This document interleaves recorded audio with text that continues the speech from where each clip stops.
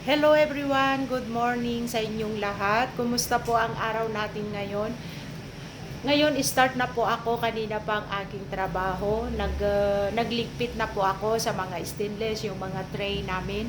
Ngayon po, maglilinis po ako ng stainless ulit para mamaya sisindihan ko po ang uling. Yan, nilinisin ko po yan everyday. 16 years po na ako naglilinis nito, mga kapatid. Stainless po. Ayan, pag hindi po linisin ng isang araw, kinabukasan ulit mga kapatid, maitim na po siya dahil sa usok ng barbecue. Ito po sa Cyprus, mga kapatid. Kahit saan man siguro, kahit saang bansa, kailangan linisin po ang stainless na yan para malinis po makikita ng customer. Ngayon po ang Cyprus, umuulan po ngayon dito po sa Nicosia. Ayan, sa Nicosia, Cyprus, umuulan po ngayon, baka hanggang gabi pa. Habang ako'y maglilinis, mga kapatid, nagkakape na po ako.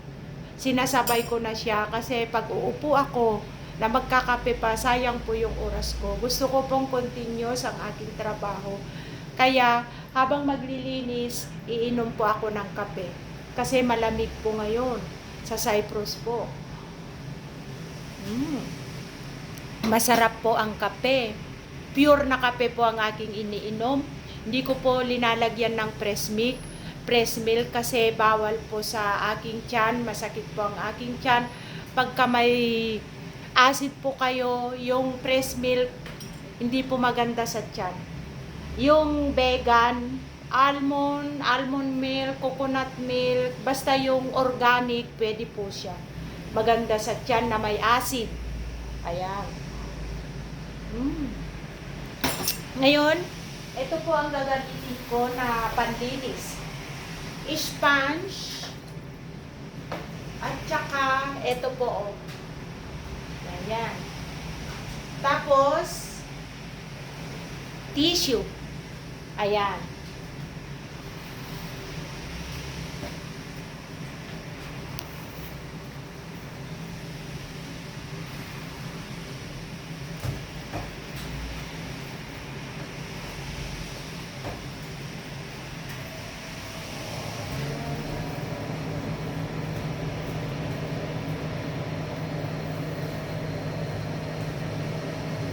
Ito po sa paglilinis po nito, pagka very oily talaga, magpabili po kayo ng oven cleaner. Maganda po yung oven cleaner para dito.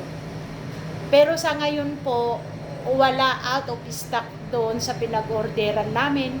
Kaya ito po ang ginagamit ko. At saka sabon na lang. Ayun. At saka, alam niyo mga kapatid, alam niyo ba yung abo? Yung abo, na yung uling, di ba nag-aabo na siya? Yung abo, ito po yung ginagamit ko na pangkiskis po ng itim. Yes. Maano po siya, di ba sa probinsya natin, sino ba nakasubok sa inyo na kiskisin ninyo yung kardero, di ba maitim? Di ba ang inaano natin yung abo? Di ba nakakatanggal po? Yun, diskarte na lang po natin yon. Kung paano tayo maglinis ng stainless na shiny po siya. Para matuwa naman po ang ating mga amo. Kasi minsan, pag sabihin mo, nagagalit ang amo mo. Kasi minsan mga kapatid, meron siyang nakikita na hindi lang niya masabi. Kaya dinadala po niya ng minsan maraming mali na ginagawa mo kasi yun mga kapatid, minsan yan may mga marumi pa na nakikita ng amo mo, kaya sila medyo mainit ang ulo. Hindi lang may prangka na sabihin sa'yo kasi matagal ka na nagtatrabaho. Yun po minsan ang isipin natin, mga kapatid. Ito po siya.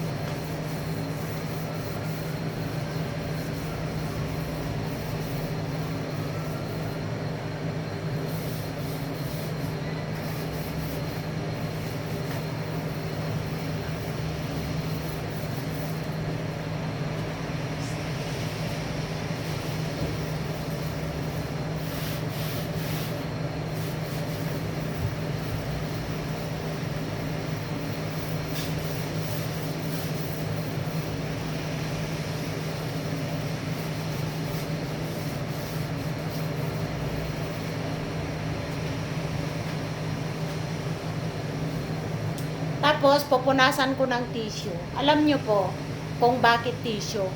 Pag ito po'y maitim na, itatapon na lang.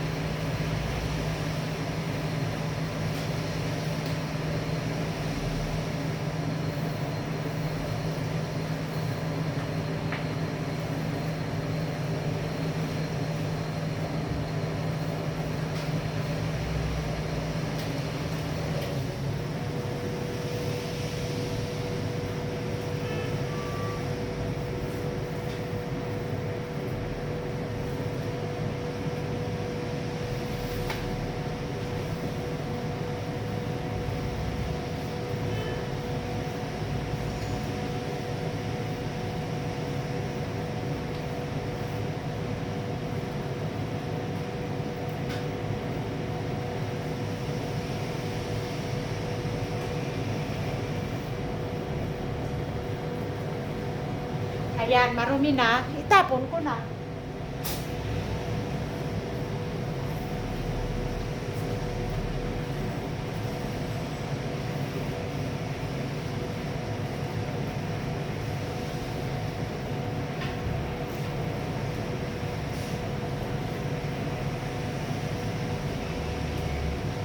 Ayan, mga kapatid.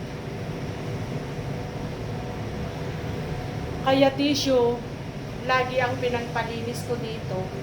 Basta may stock kaming tissue, ito po yung pinampupunas ko po yan. Tapos, itatapon ko na po.